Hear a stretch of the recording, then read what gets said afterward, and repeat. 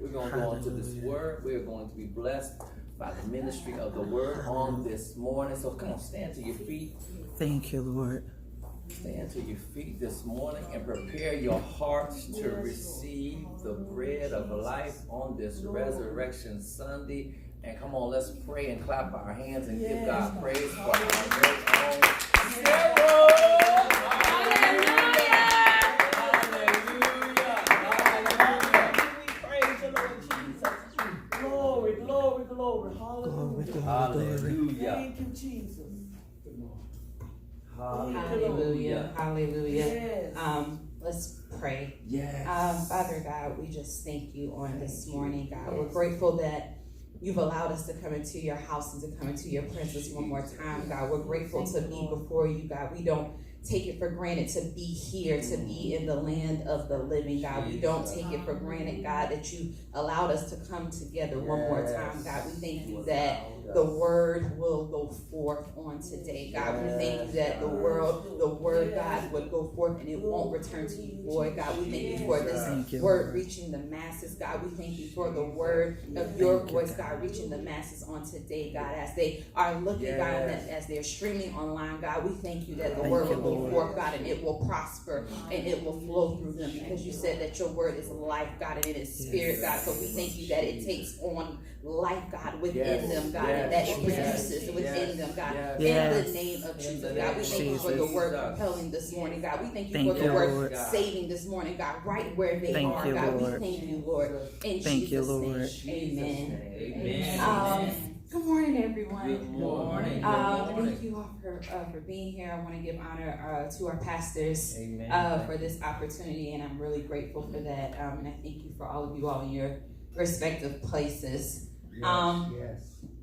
This morning, we are going to be talking about communication. The Lord has been dealing with me about what I'm saying. What words have I allowed to come out of my mouth? Jesus. And he's asking, what are you saying? Yes. Right now in the season that we're in, he really needs us to pay attention to every word that is coming out of our mouth right now. We're in a very sensitive time and a very sensitive season, and everything that you say matters. Your words hold power. Whether it's to destroy or whether it's to create, it holds power.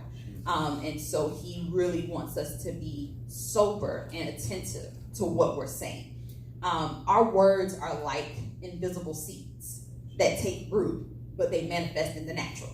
So it's almost like in the spirit realm, as soon as you say something, it's like little actions going on immediately. You can't see it, but it's happening. It's planting seeds, it's doing something in the spirit realm. But what you then see is that it takes manifestation in the natural, right?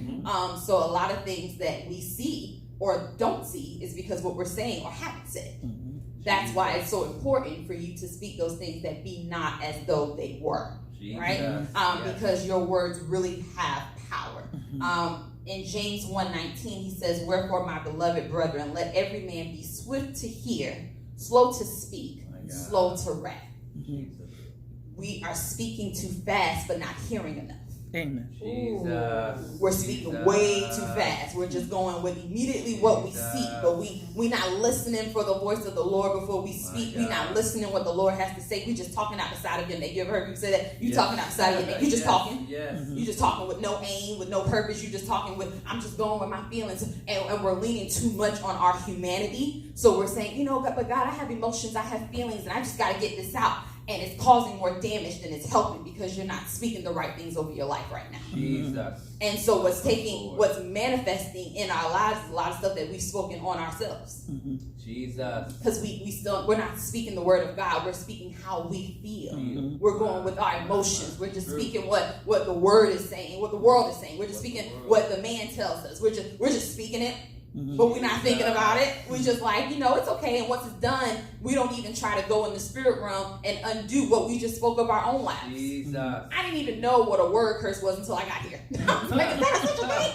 I had no idea, never heard of that. That's a word curse, but you can literally curse yourself. Yes. Because you're just like, I'm just going to go and they say I owe this money, and I don't have no way to pay it, but I guess I owe this money. well, what does the Lord say? Do you owe this money, or does God own the land and the cattle on 1,000 hills, and He owns everything? So do you really owe the money, right? Or can God make a way that you don't, because He knows you don't have the money to pay it, right? So is He your provider? Is He not? What are you saying? Are you just immediately coming to an agreement with every bill that's over you, with every diagnosis that's over you, with every? Are you just immediately coming into agreement with everything that's said over your life? What are you saying? And it's such a habit. It's such a habit. And one thing I've learned in being up here, whatever the Lord gives us comes to you first, right? And then it's for the people. So the Lord has been dealing with me. But what are you saying? You just saying whatever want to come out your mouth. Like you ain't even thinking, right?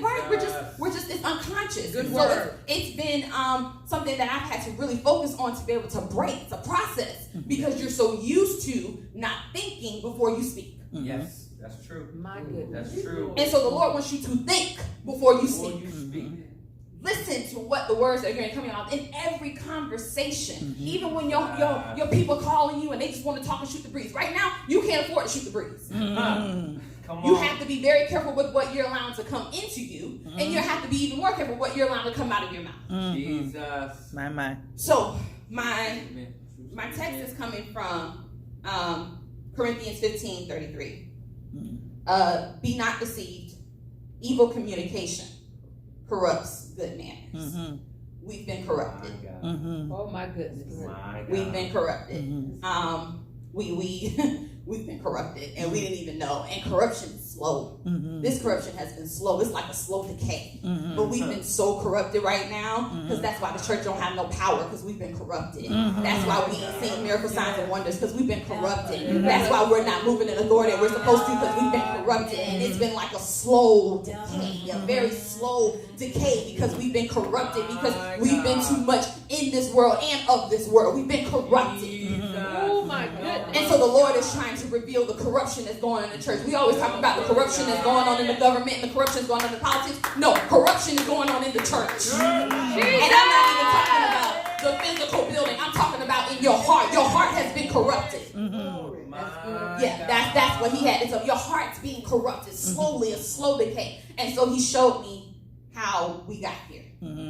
So a while ago, I think it's been almost like 4 or 5 years ago, Pastor Gay did a teaching, and she didn't remember it, but she did a teaching on about silence brings agreement. So when you're being silent, and people are around you and talking about things that you don't agree with, but you don't necessarily want to say something, your silence can be agreement, right?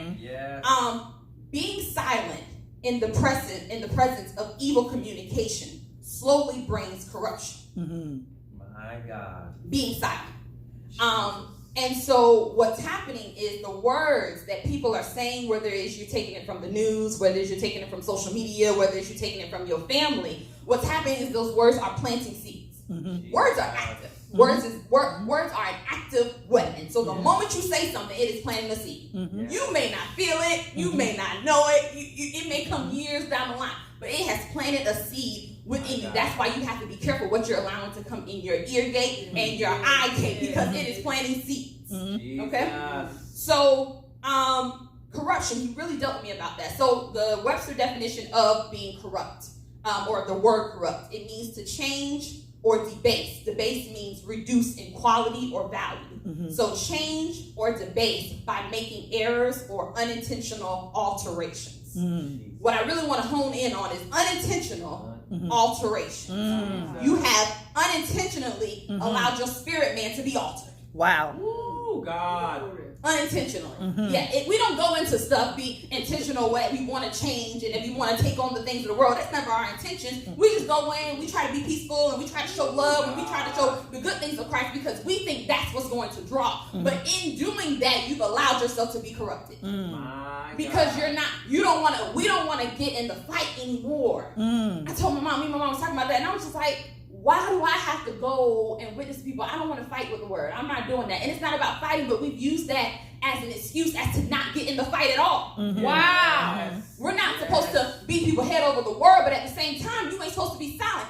How many people are around you just saying whatever they want to say, doing whatever they want to do, and you're just like, I'm going to pray for them. What is that doing? When's the last time you got in the fight and said, no, the devil is a lie? Let me speak the word over your life. let me correct that right now. When's the last time have we done that? Or are we like, I don't want to get in that fight. I don't want those problems. The young people say, I don't want that smoke. I don't want the smoke. I don't want that smoke. That's what they say, because I don't want any problems, and I don't want to start any issues. So therefore, I'm like, I'm just going to be quiet. Under the sake of peace.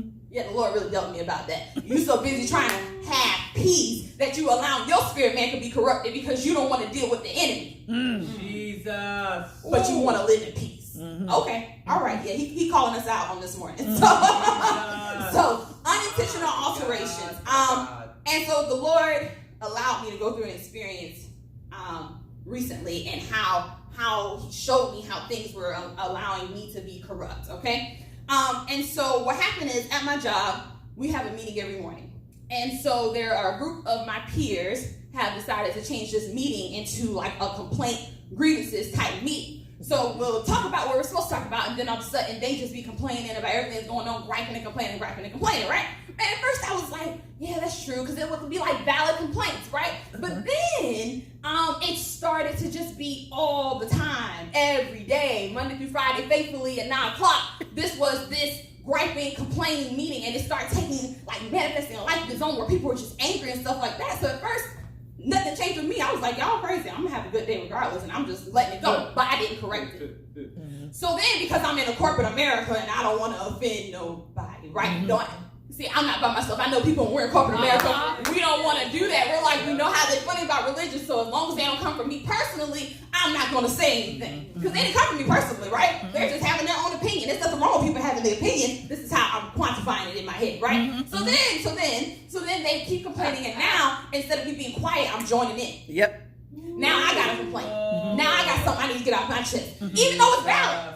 It's valid, right? Things are really going on. It's like, I'm not trying to complain, but this really needs to change. This needs to go and stuff like that. So then it moves from me being having a complaining spirit at my job to now my house.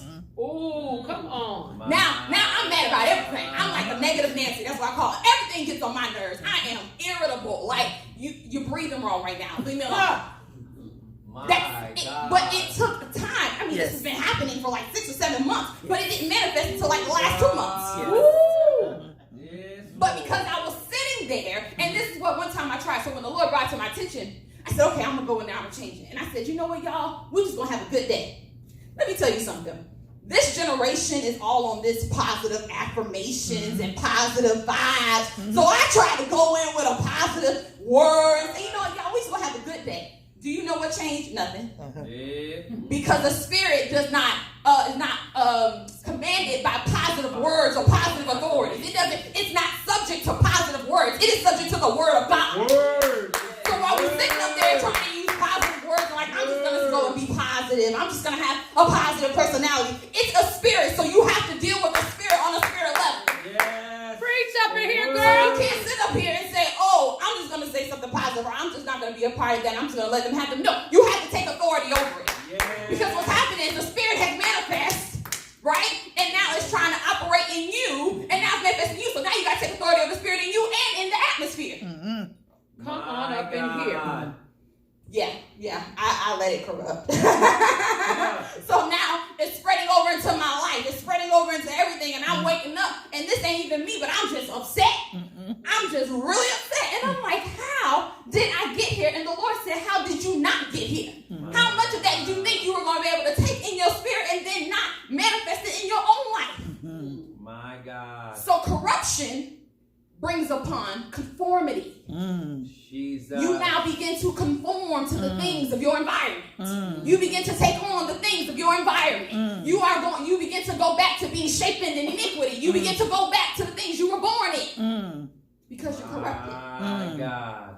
So, what I've learned is that the enemy is a really big bully. I didn't understand it. More and more levels I'm going to understand, he really just tries to bully you in a corner for so many reasons. And so one of the biggest attacks that I've seen that he uses, especially against the saints, is to keep us silent.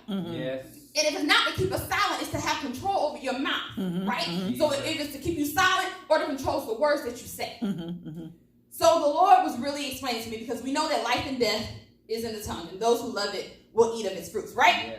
Yes. But the Bible also says, "Thy word have I hid in my heart that I might not sin against God." Right? So we take that personally, like, I gotta have the word in my heart for me so I can live right. But the Bible also says, "Out of the abundance of the heart, the mouth speaks." It's not just about you living right; it's about you speaking right. Yes. You have to hide the word in your heart so that you speak the word. Whatever you hide in your heart, if it's the news, if it's family, if it's whatever it is that's going on in your heart, it's going to come out.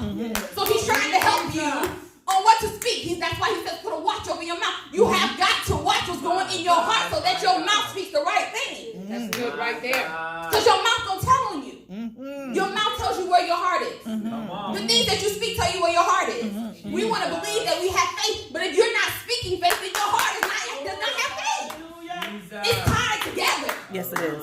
So what are you speaking? Because what you're speaking is what is really in your heart. Yes. Come on. My God. We always say that association brings upon assimilation, but corruption brings upon conformity. So you have to deal with the corruption that is going on in your heart. And this is really not one of those messages where it's like, oh, I need to be looking at somebody else. Oh, I know somebody who corrupted. No, it's here. It's here. It's a personal search. God, where is the corruption in my heart? Where have I allowed myself to be corrupted? Where have I allowed my faith walk to be crippled and handicapped? Where have I allowed myself to go wrong and to believe what man is saying? Where? Because it's somewhere. Because we ain't seen everything that the Lord has promised us. It's corruption is somewhere. We've been asking, why, Lord, have I not seen the manifestation in these areas? And I think I've been praying away. But somewhere corruption has entered. Wow, Jesus. Help us, Lord. Help us, Lord. So, Somewhere. the Lord was showing me a different way that corruption can come. And he used the movie. It's so amazing how the Lord gives you examples. I don't know if you have ever seen The Matrix, but The Matrix is a really good movie. And so basically, in The Matrix, there is an enemy called an agent, okay? And it's so powerful that I literally started calling people agents. And I'm like, okay, you an agent. It's really powerful. Because the agents, which would be the devil, has access to anybody that's plugged into the Matrix. He has instant access from the inside out. He automatically has access to do whatever he wants to do to perform through you. Sounds real familiar, don't it? So, what happened is there's a character in the movie called Neo. Neo is unplugged from the Matrix and reborn. So we got unplugged from the world of sin and we got reborn, right? We got saved and we got born again. So now the enemy doesn't have access from the inside out to be able to do what he wants to do in him, right? So then the enemy had to leave because when your house is swept clean, the enemy leaves, correct? Okay. So when the enemy left, he then comes back in the next movie and has multiplied himself. Yes. He multiplied himself. And now he can't come from him from the inside out because Neo is unplugged. So now he tries to come from the outside in to do the same thing, which is change him. Conform him to where he is. He can't come from the inside out anymore because you're not plugged in, but he can get access if you allow it. Yes. My God. Yeah. So when we're plugged in to the things of the world, the enemy had constant access. We were automatically corrupted, right? He had instant access to do whatever he wanted to do. His will could be performed in the earth in you because you were tied to your father, the devil. But then we got unplugged because the Lord saved us, stripped us clean, and cleaned us up. And now the enemy no longer has access, but doesn't mean he's not going to try to come back for your life. That's right. Doesn't mean he's not going to try to come back and conform you to the thing because everybody talks about God's will, but the enemy has a will for you too. The enemy has a will. He has a plan. He has something that he wants for your life. You ain't never noticed that your enemy is productive. Me and my mom was talking about that. America's enemies is so productive. They are so productive. They have a plan. They have a will. They have strategy. We're the lazy ones. Our enemy ain't lazy. Our enemy is researching us. Yes. Our enemy is already planning things around us to watch us and strategize. Our enemy is patient. Yes, he is. He ain't trying to make you stumble quickly. He patient. He waiting. Yes, ma'am. Yes. But we sitting up here like, oh no, it's okay. Oh no, it's all good. Jesus. So then the enemy comes back, like I said, and he multiplied himself. And now he's trying to find access from the outside. He's trying to find access from the outside in. And then he brings his friends along with him, right? Because when your house is swept clean, then 7 more try to come back to do the same thing, if not worse, right? So the enemy multiplied himself in the movie, and now he's trying to interim from the outside in, but to perform the same thing, which is just to conform and corrupt. Jesus. The enemy just wants you corrupted. Yes. Because if you can corrupt, you can conform, then you're now operating under the authority of the world. Yes. Yes. Yes. The enemy My God. is the prince of the power of the air, right? Yes. He is. So he has power, limited, but he has power. Yes, he does. So what you operate under is what you're under the authority of. That's right. The Bible talks about Whoa. operating That's in it. heavenly places. Yes. Yes. Yes. That is really important.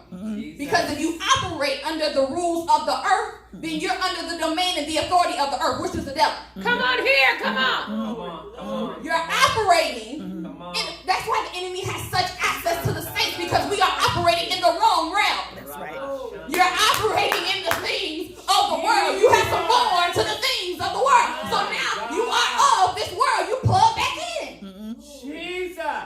So now the enemy has access to you, and you like, the Lord, I rebuke you. I rebuke you, Satan. You like, I rebuke you, Satan. You don't have no access to me, but you gave it to him. Jesus. So now he got access to touch you because now you're operating on his level playing field. This is his. My God. This is what the Bible says. He's the prince of power of the air. He did give him authority over the earth. Yes, he did. But that's why the Bible is telling you to operate in heavenly places. You must operate in the seat of authority in your heavenly place. Because then the enemy has no authority over you in heavenly places. Come on. Come on. But if you keep coming down to the enemy's level, he's gonna keep having authority. Yes. Yes, he will. But it's amazing how our lives are so chaotic. And it seems like the enemy is running rampant right now. And we don't never want to do a self-introspect as to why our lives are going crazy and why there's so much chaos and why it seems like the enemy winning. Where are you operating? Ask yourself. My God. My God. Where? Am I really operating in my seat of authority in heavenly places? Jesus. Okay. So then Jesus. he began to tell me that you can't change the atmosphere in silence. That's right. We Come are on. atmosphere changers. That's right. Jesus. And you can't change it in silence. That's right. You just can't change it in silence. We can't keep being quiet. We can't do it. We can't keep just letting things go by and letting things slide. And we've been silent long enough. You know, he told me, he said, Sarah, it's time to offend for the sake of Christ. My God. He was like, it's just so time. I'm so sick of us trying to just be cool and be with the world and be friends with the world. And he said, we're just trying to win a popularity contest. He said, but I didn't create prophets to be popular. Come on here. I didn't create you to be popular.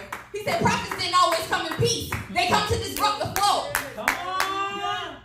We've come to disrupt Jesus. the flow. We've come to change things. Yep. Because the world's just so comfortable with where it's going. It's just like, nope, I'm fine. As long as you're silent, you can have your church and you can be in your corner and you can have your services as long as you don't bother me. No, he sent us to bother them. Come on here. It's really time. It's really time for us to get out of our comfortable zone and stop sitting with ourselves and only ourselves and just being happy with us alone and our 10 and no more. No, man, it's time for us to go out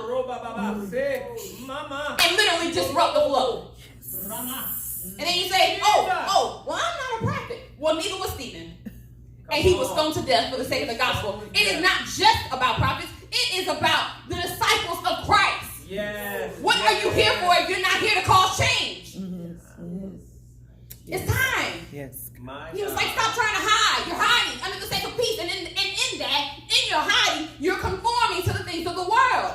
Because they don't care nothing about your authority as long as you don't speak it. You can't change nothing if you don't speak it. Come on. That's why not even just the LGBT community and all the stuff like that, a lot of communities want us to stay silent. Yes. Jesus. We sitting up here looking at the Hebrew Israelites like they crazy, but I've seen them at every function. If I don't see no church members, I see a Hebrew Israelite at every big function with the microphone because they want the world to hear their message. Yep. Why are the Christians so satisfied with just being in the church and nobody else hearing? It's like, if you're not born in it, I don't know what to tell you. That's my God. I mean, I don't know if that's your life. That's your life. If you want to do that, that's up to you. No. He said to snatch them out. Yes. Come on. You got to snatch them. My God. And how you going to do that by being peaceful? That means you have to make some enemies. Jesus. My God. My God. We lean and we depend we've been crippled on in love and kindness have I drawn you. My God. But the Lord said, you don't even know what real love is to be talking about in love and kindness have I drawn you, because you wouldn't die for my people. Jesus. So do you even know what love really is? Jesus. So stop using that as a handicap as to what love actually is and use it being drawn. Sometimes correction is love. Yes, it is. And it can be used to draw. Some of us are tougher than others. Like I know Apostle Celeste talked about this a lot of times, that she's tough and she didn't want to be tough. But guess what? God is using that to draw. Yes. And it's still in love and in kindness. Because I love you so much that I'm going to tell you the truth. You're going to hell. Come on. It's so serious, but we just don't want to do it. We don't want to say it. We just want to be loved by everybody. We want everybody to come to us for prayer and know that we're a person that they can lean on, depend on in time of trouble. They still gonna know that. They still gonna know that. Even when you tell them they're going to hell, they gonna know that. That's the person I can go to for the truth. They gonna know that. Yes. But the Lord is sick and tired of the church hype. Yes. He's sick and tired. He's so sick and tired of y'all hiding behind the church walls. He's so sick and tired of that. What are you doing? I didn't create you to hide in the church walls. I created you to go out and be a church. So what are we saying? What are you saying? What are you speaking? How is your communication skills? My God. Are you using them? My God. And what are you using them for? Jesus. Yeah. I've had to really repent for the things that I've allowed myself to say and the things I've allowed myself to be drawn into, the corruption that I've allowed in my own heart because I was mad and because I didn't understand and I wanted to reject his will and I wanted to reject his calling and all that good stuff. And so I really had to do a lot of self-searching. Yeah, it's a self-searching thing. Come on. But God he's tired of corruption. He's cleaning out his own house. Yes, he is. We so worried about him cleaning out the world. No, he's cleaning out his house. That's part of what he's doing in this whole sitting us down, making us sit down silently, making us sit down and be able to focus on nothing but ourselves. We can't go nowhere. We can't have no distraction because he's cleaning his house. Jesus. If you've been home and the Lord ain't dealt with you, something wrong. Come on. Because he literally cut out every distraction because we wouldn't do it for ourselves. So now he's cutting out every distraction possible so that you can hear me. He's like, can you hear me now? Can you hear me now? Because I've been trying to get your attention. Can you hear me now? Because I've been talking to you. I've been asking you to sit down. I've been asking you to give me some time. And you act like you don't want to do it. So I just shut down the whole world so you can get some time. Won't he do it? Because you didn't want to listen to me. You didn't want to talk to me. Oh, you wanted to ignore me. But guess what? I got a calling on your life. So you're going to do it one way or the other. One way or another. Come on. That's the truth. Can you hear me now? That's the truth. We can hear you, Yes. Lord. All right. So when we go out, My. when we go out, because I know that this house will obey, when we go out, it's time to snatch them by any means Come on. necessary. We've been praying for souls, we've been praying for a harvest, but it's not going to happen by us just sitting in these walls.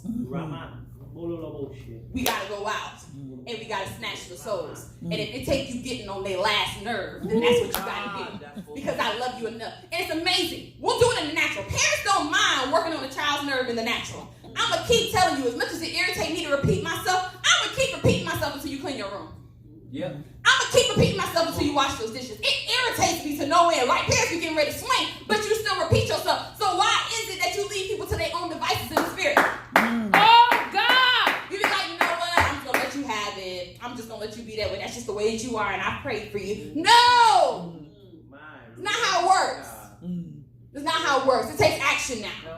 What are you speaking? What are you saying? Are you taking authority over? Are you just letting people do what they want to do in your presence? Yeah, when I go back to work, they're going to think I'm a crazy person at this point, but I don't even care. Because now I got to take authority over what I allowed to step into my job. Because he sent me there. God. What have you not taken authority over when you go back to your job? Because he sent you there for a reason. And I don't care if it's 20,000 devils over there. You got authority over that whole campus where you work. You got authority over your household. You got authority over everywhere you walk.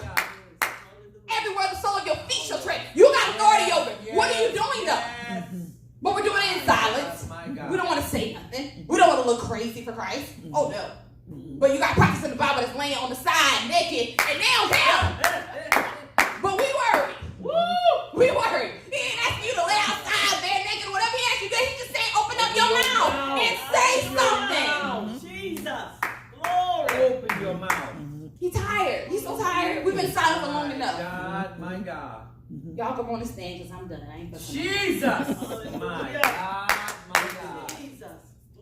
As I'm closing, Hallelujah. the Lord was telling me that a lot of us are waiting for too much confirmation. It's too much. We're not babes in Christ anymore. A lot of us. And so instead of just going at his first word like Abraham, we're like, okay, Lord, let me wait for confirmation. And we're using that as a handicap.